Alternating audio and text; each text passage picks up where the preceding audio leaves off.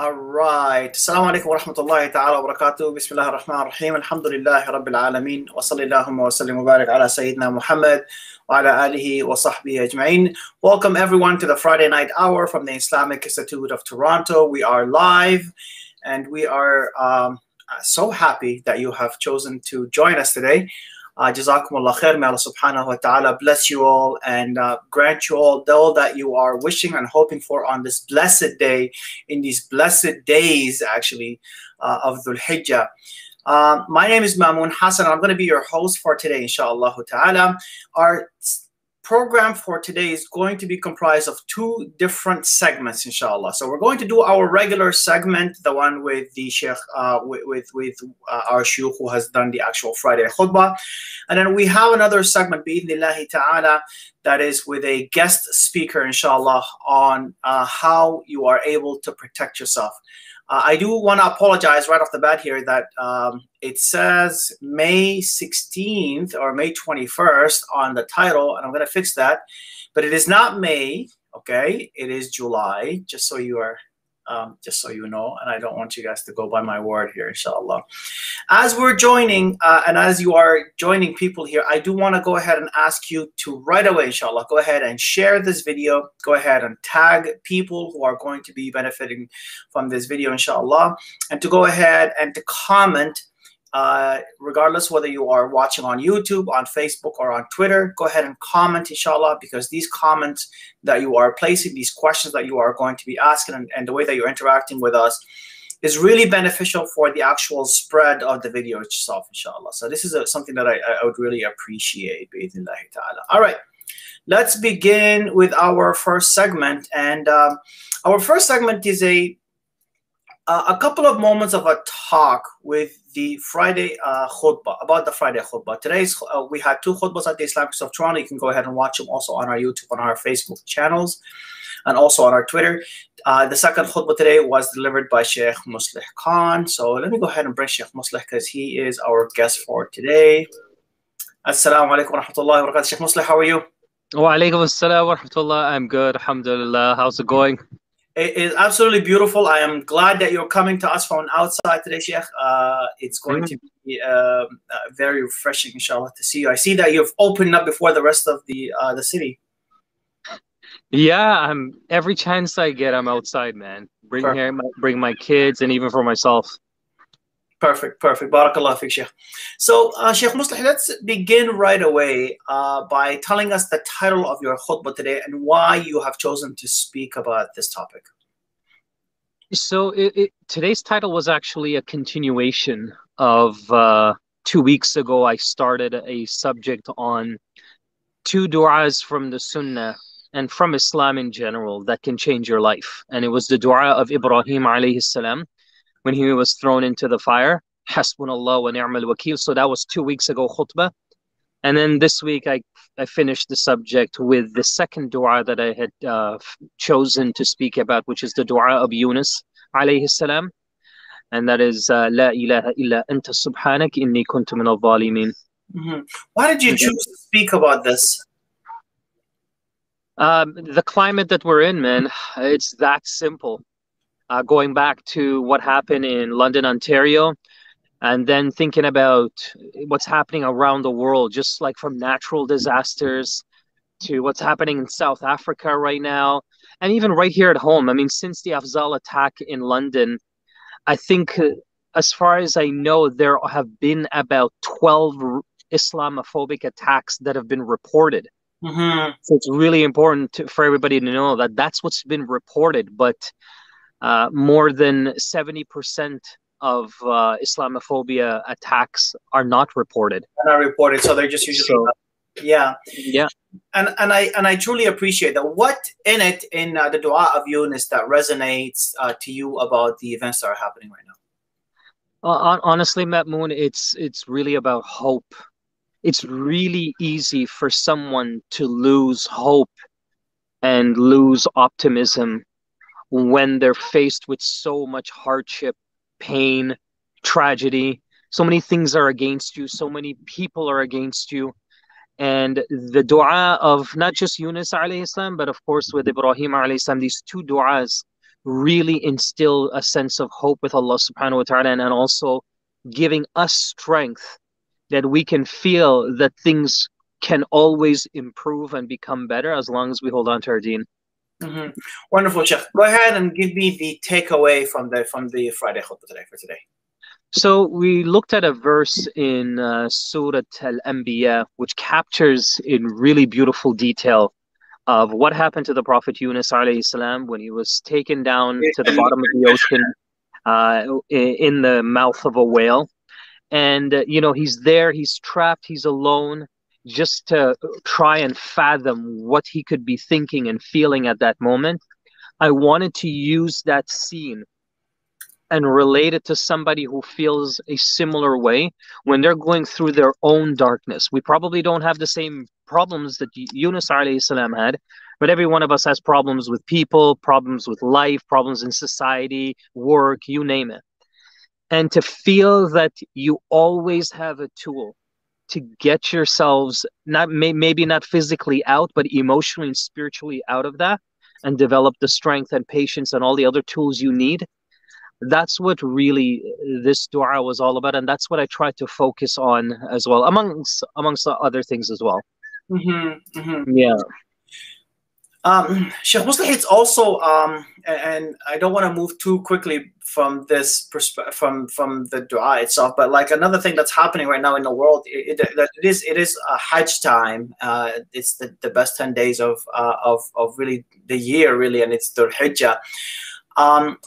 Reflect a little bit on how you're feeling with this lockdown that we are going through, and all these events that are going through, and also and this big event that is happening right now for all Muslims. This is our biggest really dua and celebration for the year, if you think about it.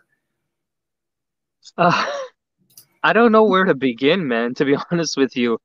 It's mixed feelings. On the one hand, I'm grateful that I've been able, on a personal level, to make Hajj many times. But on the other hand, it's emotional. It's sad, especially when I think about people who plan to go for Hajj since before the pandemic, and now still aren't able to do that. So when it comes to just the overall feeling, it's just mixed feelings at this point. At the end of the day, because we are in these blessed days of Dhul Hijjah, it still gives us an opportunity to still do a lot of good things and a lot of khair, which is also something that I tried to emphasize in today's khutbah. There are still things that we can engage in and do wherever we are, even if we're not in Mecca. Like what, Sheikh?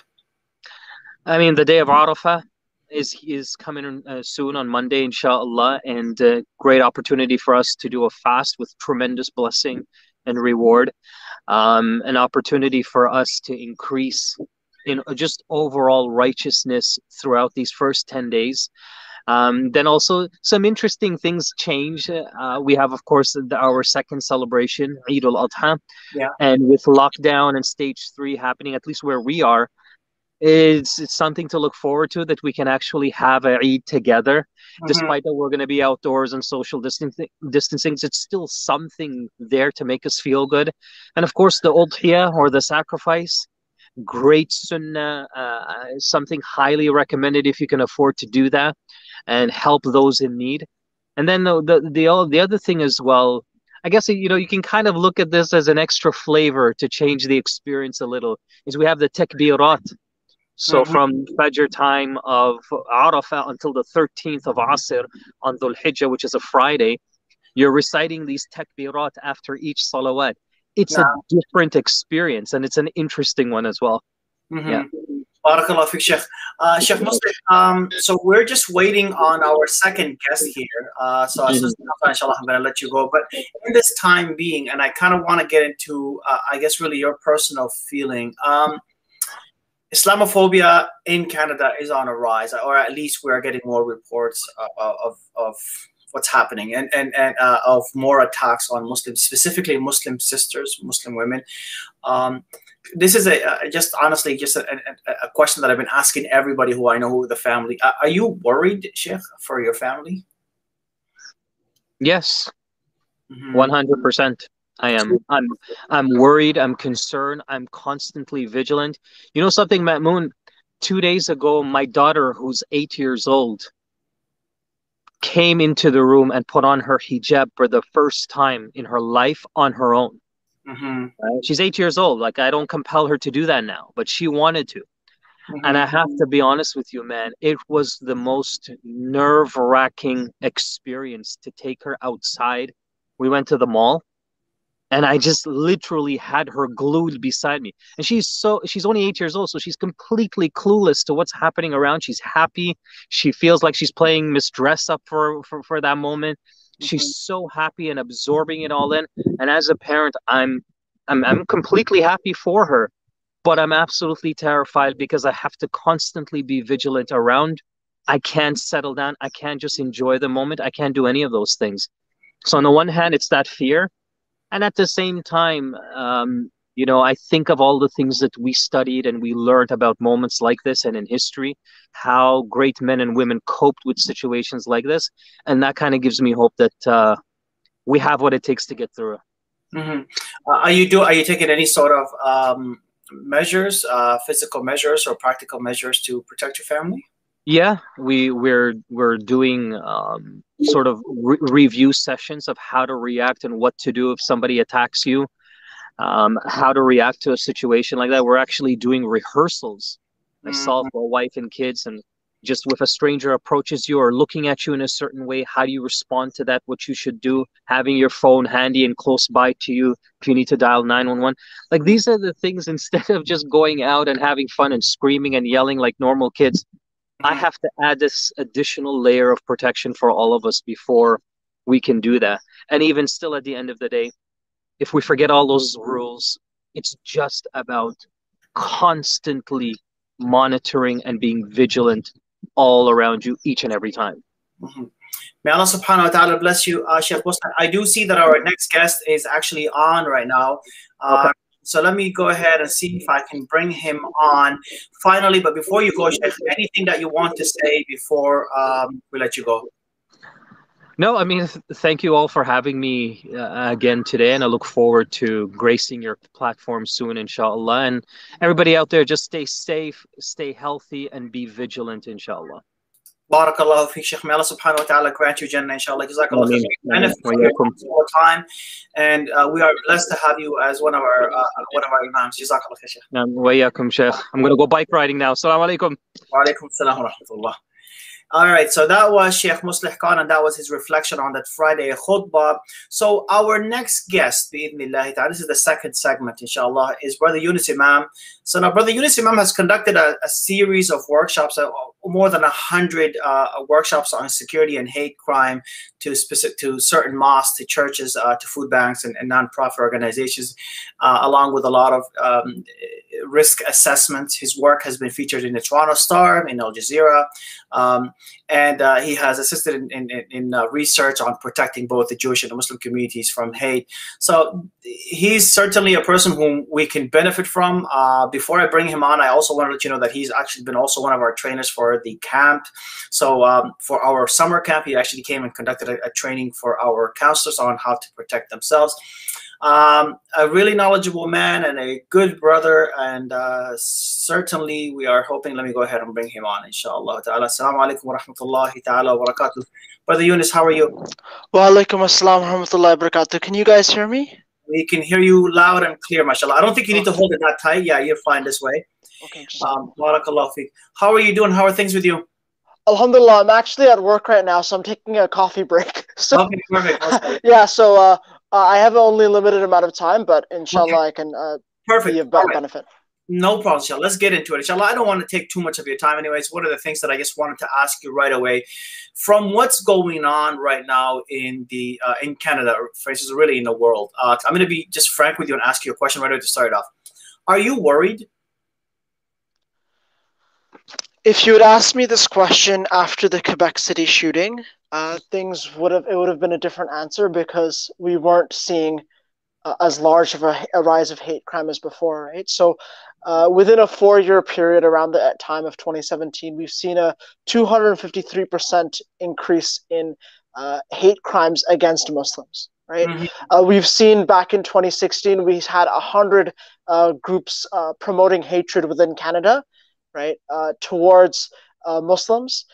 Now in 2017, it became 300. I don't know what that number is in 2021. We don't really have a survey on that. But, and yeah, and like since the London attack, right, that was only a month ago.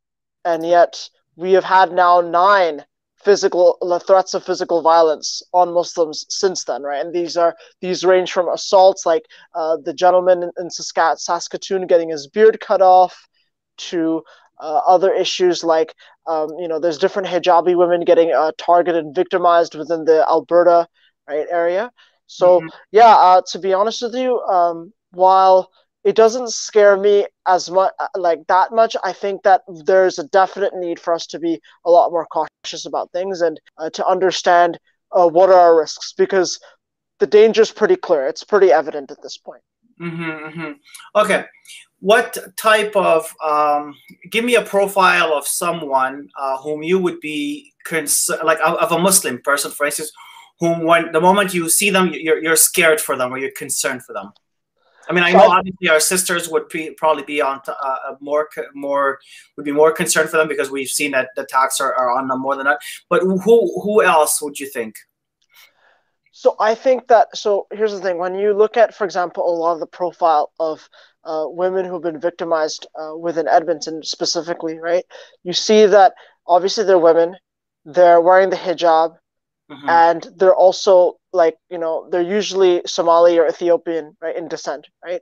So there's like these 3 levels of, it's called intersectionality, where they're being victimized for multiple reasons, right? Yeah. All those things kind of exacerbate each other. So obviously, unfortunately, those people are the most at risk because of all these different systemic biases that are against them, right?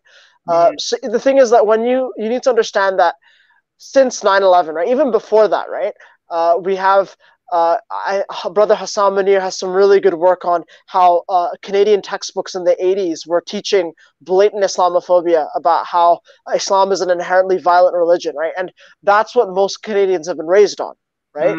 And after 9/11, right, that narrative went into overdrive, right? You've got this massive Islamophobia industry, which spends millions of dollars a year, they make millions of dollars a year on spreading this kind of blatant racism, right? So you've got people like Tariq Fatah, Ayan Hirsi Ali, Yasmin Mohammed. These are people who are either of Muslim origin or claim to be Muslim, but then all the stuff they publish is against Islam, right? And they make false equivalencies. So what happens is that the average Canadian actually, their reasonable conclusion they make based on all the stuff that they see with ISIS and all these things is that, yes, there's something wrong with Islam, with our religion, that leads us to that. So that's what I feel like, that's what creates this kind of victimization. And then you basically have that combined with, issues against Black people and women, right? That, it coalesces into something even more scarier, to be honest. Okay, let's talk about the protection side of things here. What would be your first, so let's say you walk into a masjid, for instance, and you have a group of people who are now waiting for your advice to be able to at least be aware or protect themselves. What's the first thing that you would give as an advice? So I think I shared a couple of slides with you. I think they might be useful. Yeah. So what I would say is that, which one do you want to see first? Sorry, do you want to see the... I think the awareness piece, the yellow to red. Okay, sure. Let me pull that up. And then... All right, so... All yeah, right. so this is a slide. So what it is that it's basically a model created by Jeff Cooper, who is he was a United States Army consultant, right? And he basically taught the entire security industry on kind of this awareness piece, right? So one of the things that we need to start thinking about is being aware. So those of you who go to a masjid right now, do you guys know how many exits there are in that masjid? And are you prepared? Are you comfortable with going to those exits? Right? I've been to some masjids where there's about 20 exits. I kid you not, there's 20 exits, and people who have been there for 10 years only know about maybe 5 of them, right? Because we only think about the things that are immediately important to us, right? So one of the things you need to understand is, okay, so most people, they stay unaware. They're completely they're relaxed and unprepared. It's important that we stay sort of in a yellow zone most of the time, that we're paying attention to our sights and surroundings, right? You're noticing, okay, if something happens, this is the fire extinguisher or the first aid kit. This is where the exit is. I don't think anything's going to happen, but, you know, I just know, like, I know how many people are in this room, for example. Right? But now we move on to code orange. So what happens I'm really sorry for interrupting you. I just want to break down a little bit first of all, okay? So general population, as soon as you walk into a masjid, as soon as you walk into a building, I don't even want to say a masjid, as soon as you walk into a building, into a space, okay? You want to look at your sights, you want to look at surroundings, you want to see who's around you, how many people there are, you want to know where the exits are. This is just basically the first thing here. Yeah, and just a point on that, this is not about making you constantly paranoid, right? This is just like you being mindful. So like it has a lot of other benefits, right? If your kid gets injured, right, you know where the first aid kit is, right? You know how to take action on that, right? If somebody needs something from the kitchen, right, you know where the kitchen is. Okay. Right? So these are some simple things, right? Just being aware of this. So then now let's say you identify something of interest, right? So this is maybe a person approaching you, right? Now, this person is not showing any signs of being threatening, but he's approaching you, so you should pay attention, just like, scan him, just see what's going on, right? If somebody is suspicious, which is then you move into red zone, that's when you start thinking, okay, what the hell's going on, right? Because a person who's suspicious is going to show those signs of activity. They'll show signs of nervousness. Maybe they're trying to hide something in an oversized jacket, right? Like a weapon, right? Then now this becomes very, very obvious, right? So it's at that point that you start creating an emergency plan, right? You plan on creating distance, you plan on creating the escape route, breaking visual contact, right, and warning other people, right? So let's say so for example, a really good example of this is in Calgary last year. There was a Jummah prayer, and an Imam basically saw that a guy drew out a knife, right, in the middle of Jummah prayer. And what he did was... I believe it was in Hamilton. Sorry? Hamilton Mosque, I believe it was what? I'll look into that incident, but I know that I saw video from Calgary. Right? So this was in Calgary, I believe in September or August or something. Right? And what happened was that the Imam, what he did is he spoke to this guy, and he got everybody to evacuate. He got somebody to call 911, and he spoke and he started de-escalating the situation. He took all the action steps necessary. Nobody was hurt. The police came within 3 minutes and they arrested him. Right? Now, what the Imam did there, he realized what was going on. He took action steps, right? So he basically, get everybody out of here, make sure 911 is called, and start engaging with this person, trying to de-escalate the situation, right? Conflict de-escalation. Just relax. Try to ask him how he's doing. Be active listening is a really important kind of tool. So this is a situation where there is a person who was actually I believe he had mental illness. I yes. believe that he was so this is an actual I don't want to say it's an easier situation, but this is easier. Yeah, it's not a person who's coming in there with his mind intent on hurting people. He himself is feeling very unwell. What happens if a person is coming in there with the intention to actually hurt someone? So you're talking about specifically the attack's already started. Is that correct? Yeah. So I'm just saying somebody's coming in there basically, for instance, they don't not know what they're going to do. They know very well what they're actually going to go ahead and do. How do we behave? So there's before the attack begins and there's after, right? So before the attack begins, you want to just be sticking, basically your procedures are, you're looking at greeting the person, and then you're also looking at noting down what the person's doing. But then when it starts getting to a point where something bad is about to happen, right? Or in the New Zealand shooting, it just starts, right? Like the guy literally just started firing upon the congregants, right? Yeah. So in this case, there's two things, right? There's the security aspect, and then there's the what should you do from a personal safety aspect, right? Yeah. From the security aspect, you want to have your security team doing an evacuation and lockdown procedure. So hold and secure. So wherever the guy is, you want to choke him off, essentially by locking down the doors in that area and then getting everybody else to safety, right? So that's used you use walkie-talkies and other radios. Now, the police in this country and in America, they've created this thing called run, hide, defend, right, which is a really useful set of principles that you can use. So basically what it is that if you see somebody attacking you, run to safety. That's, paying attention to your exits, right? Figuring out the exit strategy, right? Understand that a moving target is very hard for 99.99% of shooters to hit, right? Most shooters don't have the training to be able to do that. It's very difficult. If you can't do that, then you hide, you barricade yourself in a room, if you've got bookshelves or whatever barriers, to use that and block that, right? The last thing is defend, which is fight back, right? And that's if you have no other option. Now, I'm going to give you some examples. So the New Zealand shooting, right? Guess what? The shooter was stopped by a man, an Afghani gentleman, who picked up a credit card reader and threw it at the attacker. And he basically chased him around the mosque, and he basically chased him off. Now, this attacker was planning to hit a third mosque, mind you, right? So imagine how many people that he saved, right? And then we have numerous other examples, like a Denver school shooting where somebody started attacking and then 3 people jumped on him, right? We have the Norway mosque shooting in 2019 where the shooter came, he basically killed his sister in the morning, and then he went to Jummah prayer. He had 2 shotguns and body armor and a helmet.